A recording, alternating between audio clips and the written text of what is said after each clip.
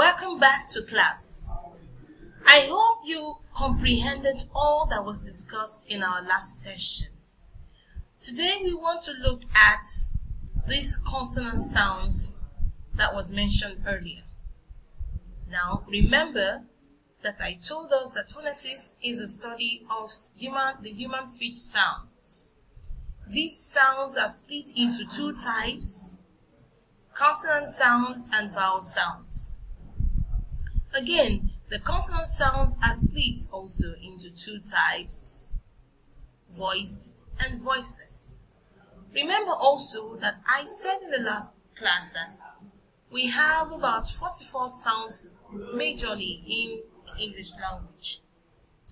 Out of these 44 sounds, we have 20 as vowel sounds and 24 as consonant sounds.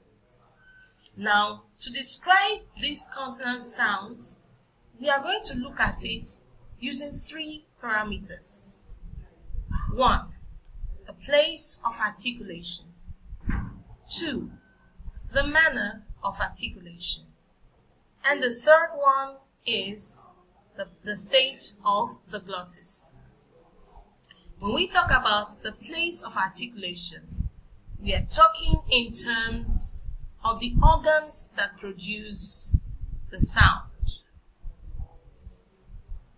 And when we talk about the manner of articulation, we are talking in terms of what happens to the air stream, the air that proceeded out from your mouth. What happens with the air stream when the sound is articulated? Now, talking about the state of the glottis. The state of the glottis, that takes care of whether the sound is voiced or voiceless. Whether the sound is voiced or voiceless. So let's go on now to the description of the 24 consonant sounds. And then we also consider some word tutors that will help us understand how these sounds appear in words. Now I have also put them in twos. You notice the sound from letter B, which sounds B, and the sound from letter P, which sounds P. Alright, now the sound from letter the sound from letter B sounds B. And it is a voiced consonant sound. It's a voiced consonant sound in terms of the state of the glottis.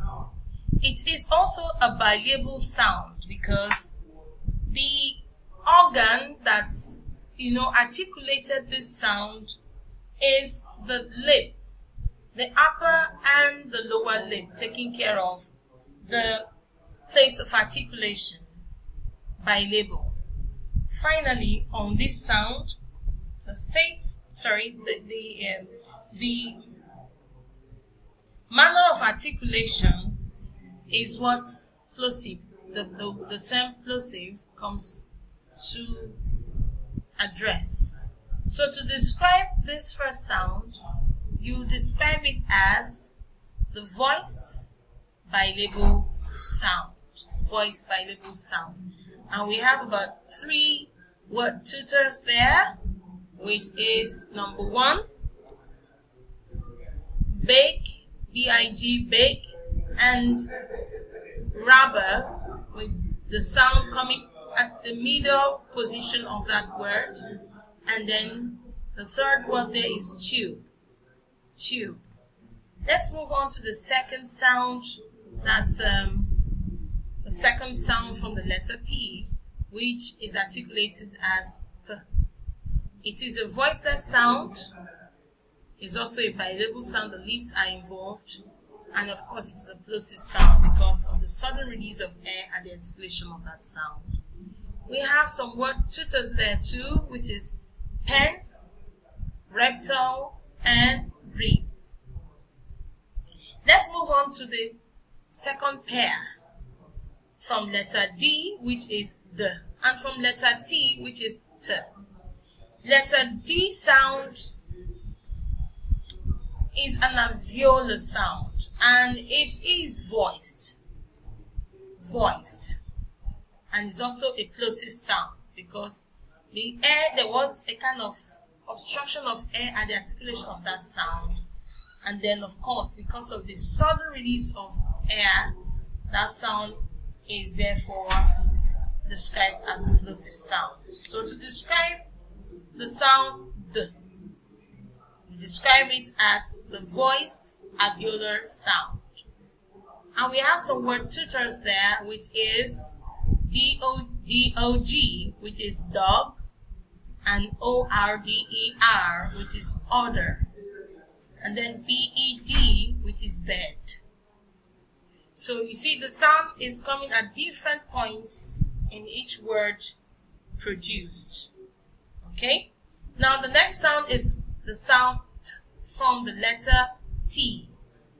This sound is described as voiceless alveolar plosive. And the word tutor there is tap, letter, and toilet. Let's move on to the next pair. The next pair is V and F. V gives you the sound V, and then F gives you the sound F. Okay? Now these two sounds are from the same organs, which is the labiodental, the lip and the teeth coming in contact with each other to articulate the two sounds. From the alphabet, V is voiced, while from the alphabet, F is voiceless. So let us describe the two. The first sound, which is described as voiced, labiodental fricative. Fricative because of the continuous